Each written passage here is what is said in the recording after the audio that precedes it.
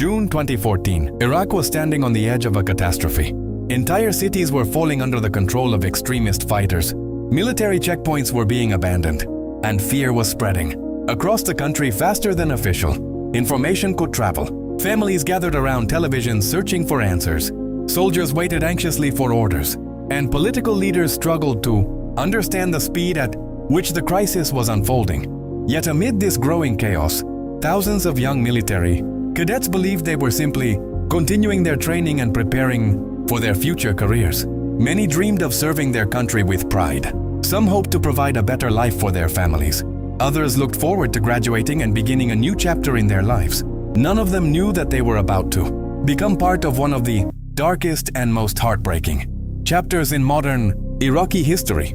So, welcome back to MystoReveal. Today, we uncover the story behind the Camp Speicher Massacre, a tragedy that shocked Iraq and exposed the terrifying rise of ISIS to the world.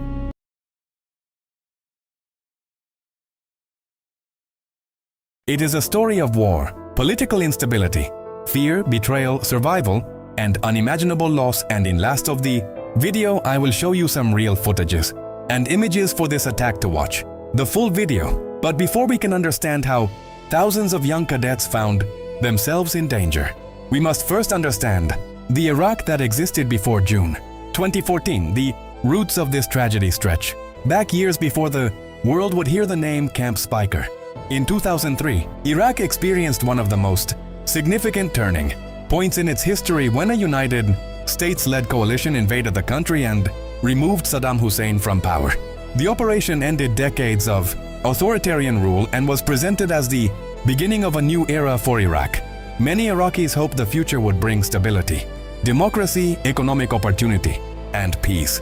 However, rebuilding an entire nation after the collapse of its government proved far more difficult than expected. In the years that followed, Iraq faced political struggles, economic uncertainty, sectarian tensions, and increasing violence. Government institutions that once controlled every aspect of the country suddenly found themselves struggling to maintain order. Security forces were reorganized, political parties competed for influence, and many communities felt uncertain about what the future would bring. As the country attempted to rebuild, extremist organizations began taking advantage of the instability. Armed groups launched attacks against government targets, security forces, and civilians. Bombings became a regular feature of life in many cities. Markets, public squares, government buildings, and religious sites often became targets. Ordinary Iraqis found themselves living in an environment where uncertainty was part of daily life. Families worried about safety, businesses struggled to operate, and trust in public institutions gradually weakened. Despite these challenges, many Iraqis remained hopeful that conditions would improve. By the late 2000s, violence had declined in several areas, and there were signs that the country might finally be moving toward greater stability. Unfortunately, while many people believed the worst years were ending, extremist networks were quietly rebuilding themselves. Their leaders adapted to changing conditions, recruited new followers, and developed new strategies. They learned from past defeats and waited patiently for opportunities to expand their influence. At the same time, political divisions continued to create frustration among many Iraqis. Corruption, unemployment, and dissatisfaction with government leadership contributed to growing public anger. In several regions, communities felt ignored or marginalized. These frustrations became powerful tools for extremist recruiters, who used them to attract supporters and strengthen their organizations. Meanwhile, events beyond Iraq's borders were making the situation even more dangerous. In neighboring Syria, protests against the government had escalated into a brutal civil war. Cities were devastated, millions of people were displaced, and armed groups emerged across the country. The conflict created a vast area of instability stretching across parts of the Middle East. For extremist organizations, this chaos presented an opportunity. Fighters, weapons, and resources moved across borders more easily than before.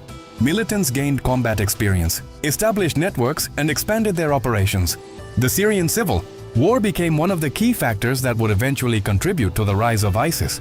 As the conflict in Syria intensified, a group known as the Islamic State of Iraq and Syria, or ISIS, began attracting international attention. Under the leadership of Abu Bakr al-Baghdadi, the organization transformed itself into a powerful and highly organized force. Unlike many terrorist groups that focused primarily on isolated attacks, ISIS sought something much larger. Its leaders wanted to control territory, govern populations, and establish a self-declared state based on their extremist ideology. To achieve these goals, they needed fighters, money, weapons, and strategic locations. Over time, they acquired all four. ISIS also became highly effective at using propaganda. Through videos, online publications, speeches, and social media campaigns, the group spread its message across the world. Young people from various countries were exposed to its content, and some were persuaded to travel to the Middle East to join the organization. The group's recruitment efforts were unlike anything many intelligence agencies had seen before. While governments monitored the threat, ISIS continued expanding its influence and strengthening its capabilities.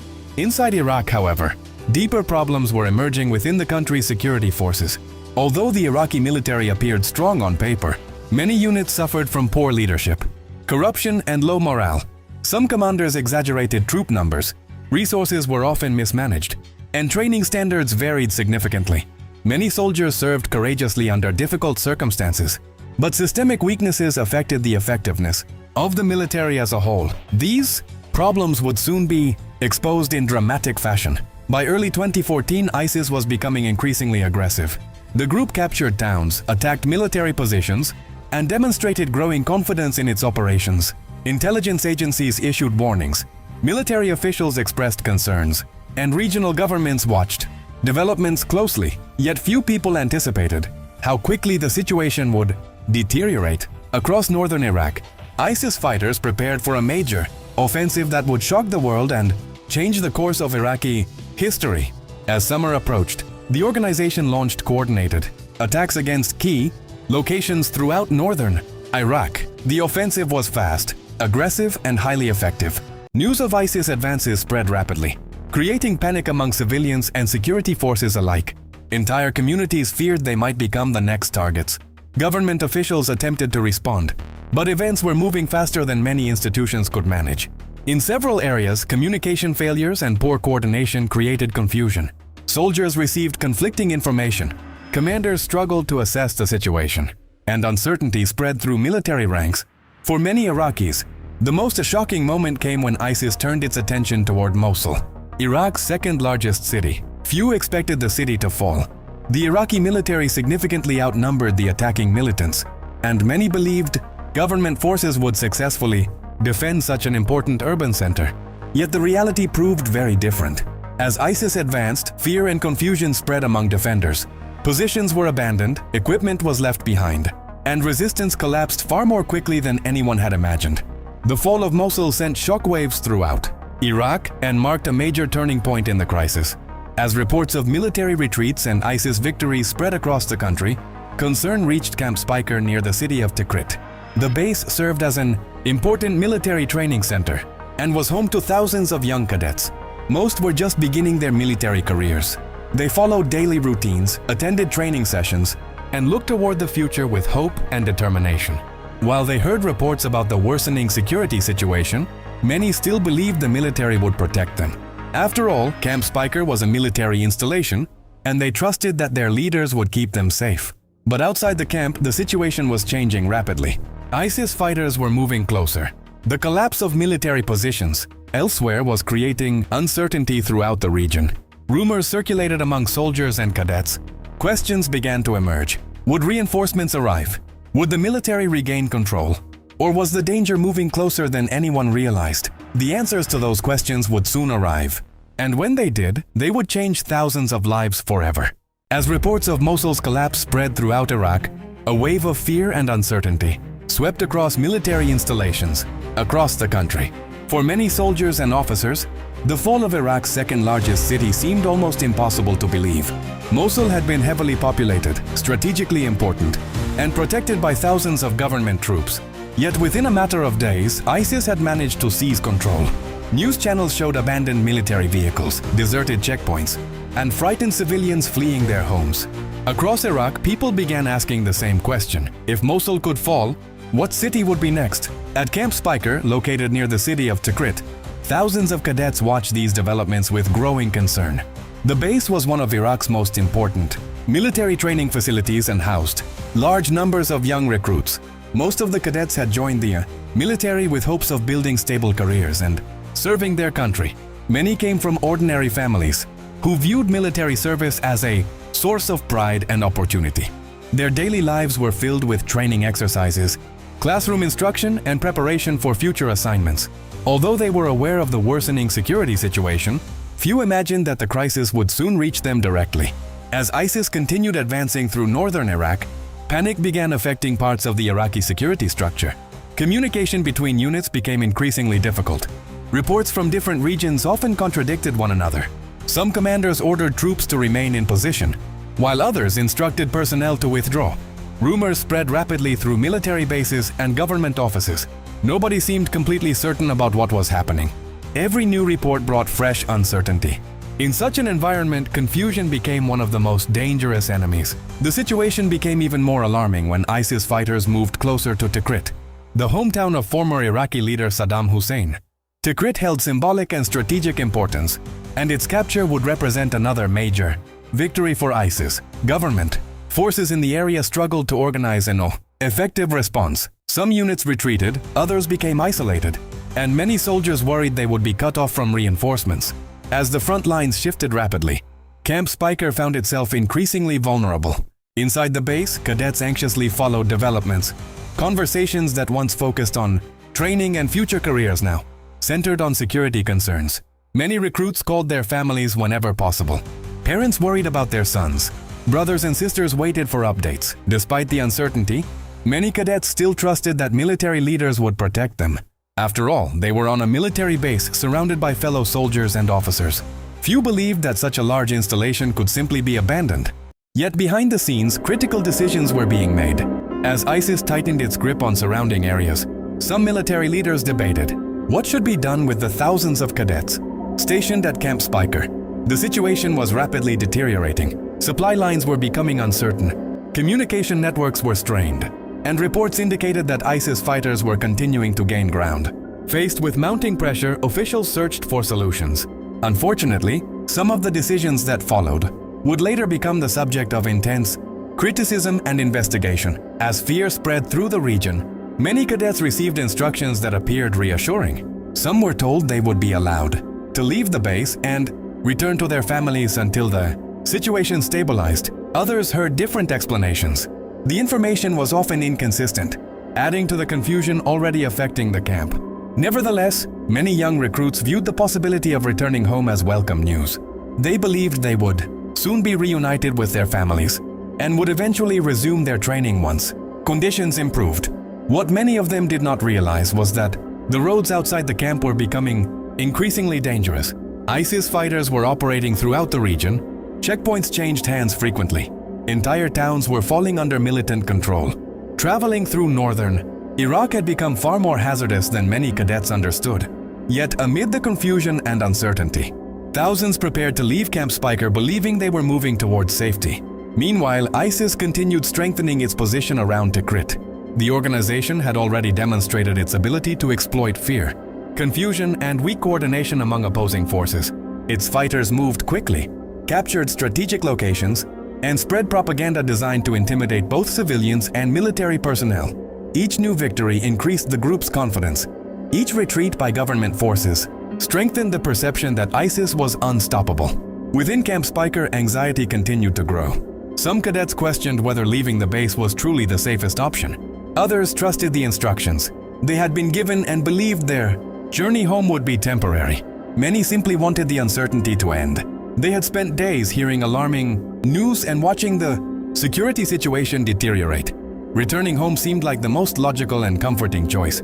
As groups of cadets began preparing to depart, few could have imagined what awaited them beyond the camp's gates. The roads they would travel, the checkpoints they would encounter, and the people they would soon meet would alter their lives forever. The collapse of Mosul had already changed the course of Iraq's history. Now, the consequences of that collapse were moving directly toward Camp Speicher.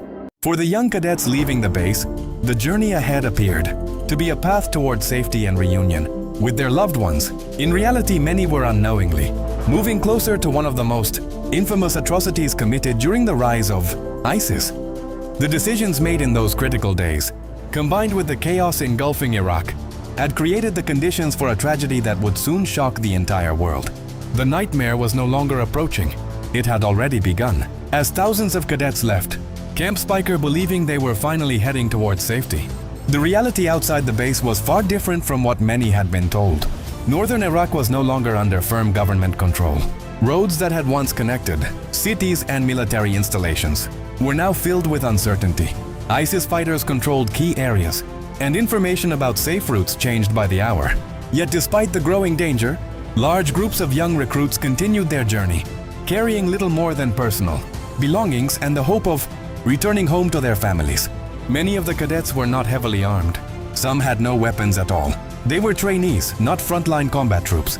Their military education was still in progress, and most had little experience dealing with the rapidly changing battlefield that surrounded them. As buses and groups of recruits moved away from Camp Speicher, many believed they would soon reach secure areas controlled by government forces. Instead, they found themselves entering territory where ISIS had already established a growing presence. Around this time, ISIS fighters were tightening their control over Tikrit and nearby regions. The organization had become highly effective at exploiting confusion. Rather than relying only on direct military confrontations, ISIS frequently used deception, intimidation, and psychological tactics. Its leaders understood that fear could be just as powerful as weapons. Through carefully produced propaganda and rapid territorial advances, the group created an image of strength that often caused opponents to lose confidence before battles even began. As the cadets moved through the region, many began encountering checkpoints and armed men whose loyalties were not immediately clear. Rumors spread among the recruits. Some heard that roads ahead were blocked. Others were told that safe passage had been arranged. In the confusion, it became increasingly difficult to distinguish truth from misinformation. Groups that had left Camp Speicher together sometimes became separated. Communication between different groups became unreliable. Every passing hour increased uncertainty. Eventually, large numbers of cadets fell into the hands of ISIS fighters and their allies. For many of the young recruits, the situation developed so quickly that they had little opportunity to react. Some believed they were being detained temporarily. Others hoped negotiations or military intervention would secure their release. Many still could not fully comprehend the danger they faced. After all, they were unarmed trainees rather than active combatants.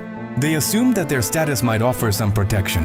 Unfortunately, those hopes would soon prove tragically misplaced. ISIS fighters gathered groups of captives and moved them to different locations around Tikrit.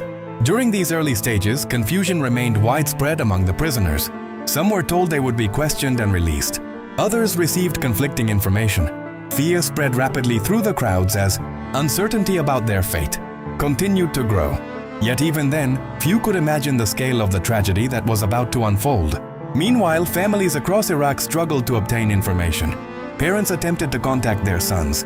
Brothers searched for news. Military officials faced mounting questions. In many cases, communication had already broken down. Reports from the region were incomplete and often contradictory. Some families believed their loved ones were safe.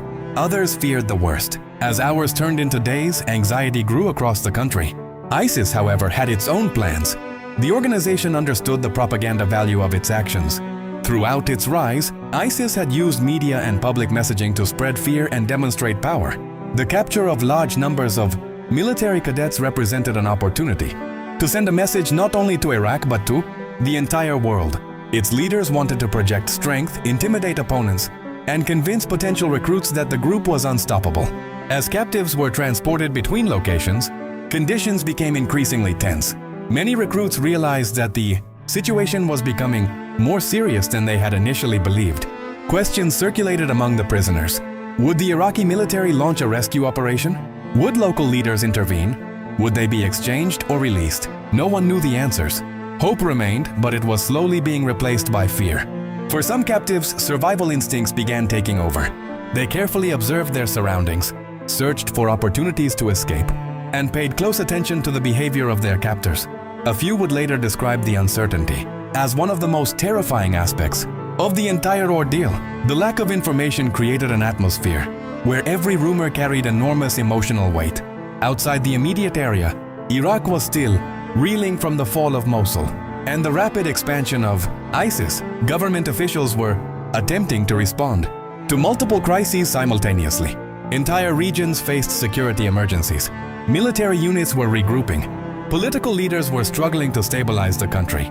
Amid this chaos, the fate of the captured cadets remained unclear. Yet behind the scenes, events were moving toward a horrifying conclusion. The young recruits who had left Camp Speicher, expecting to return home, now found themselves completely at the mercy of one of the most brutal, extremist organizations in modern history. The choices they had made were no longer theirs to control. Their future depended entirely on the decisions of their captors. For many, the realization came slowly. For others, it arrived all at once. But eventually, the truth became impossible to ignore. They were not prisoners waiting to be released. They were captives caught in the middle of a tragedy that would soon shock Iraq and horrify the world. And in the next chapter, ISIS would reveal the full extent of its brutality as news about the disappearance of the Camp Speicher cadets spread across Iraq. Thousands of families desperately searched for answers. Parents contacted military officials hoping to learn where their sons had gone. Brothers, sisters, and relatives waited anxiously for phone calls that never came. Across the country, uncertainty slowly turned into fear. Rumors circulated everywhere. Some people believed the cadets were being held prisoner and would eventually be released. Others feared something far worse had happened. Unfortunately, the truth was even more devastating than many could imagine. In the days that followed, ISIS began releasing propaganda material designed to showcase its growing power. Through videos and photographs, the organization attempted to intimidate its enemies and demonstrate control over territories it had recently captured. As investigators, journalists, and government officials analyzed the information emerging from ISIS-controlled areas, a horrifying picture began to emerge. Large numbers of the missing cadets had become victims of a systematic mass killing carried out near Tikrit. The massacre shocked Iraq. Entire communities entered mourning. Families who had spent days hoping for good news suddenly found themselves facing an unimaginable reality. Many of the victims were young men who had only recently begun their military training. They were sons, brothers, students, and friends whose lives had barely begun. Their dreams, ambitions, and plans for the future were taken away in one of the darkest moments of Iraq's modern history. As the scale of the tragedy became clearer, anger spread throughout the country. Citizens demanded answers. Questions emerged regarding the decisions that had been made before the fall of Camp Speicher. Why had the cadets been left vulnerable? Why had warnings gone unheeded? Could more have been done to protect them? Investigations would continue for years as Iraq sought to understand how such a catastrophe had become possible. Meanwhile, ISIS attempted to use the massacre as a tool of fear. The organization believed that acts of extreme brutality would weaken resistance and convince opponents that fighting back was hopeless. In the short term, these tactics generated fear. But they also had another effect. They exposed the true nature of ISIS to the world. For many people, the Camp Speicher Massacre became one of the defining symbols of ISIS brutality. International condemnation followed. Governments, human rights organizations, and communities across the world denounced the atrocity. The massacre became further evidence that ISIS represented a threat not only to Iraq but to regional and international stability. As Iraqi forces regrouped in the months and years that followed, efforts began to reclaim territory lost to ISIS. Major military operations targeted extremist strongholds across the country. Gradually, cities and towns that had fallen under ISIS control were liberated. The struggle was long, difficult, and costly, but momentum slowly shifted away from the extremists. During these operations, investigators and forensic teams worked to uncover the truth about what had happened to the Camp Speicher victims.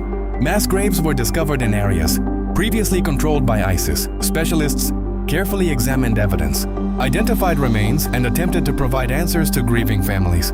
The process was emotionally painful and often slow, but it represented an important step toward justice and remembrance. For many families, identification of loved ones brought both relief and heartbreak. Relief because uncertainty had finally ended.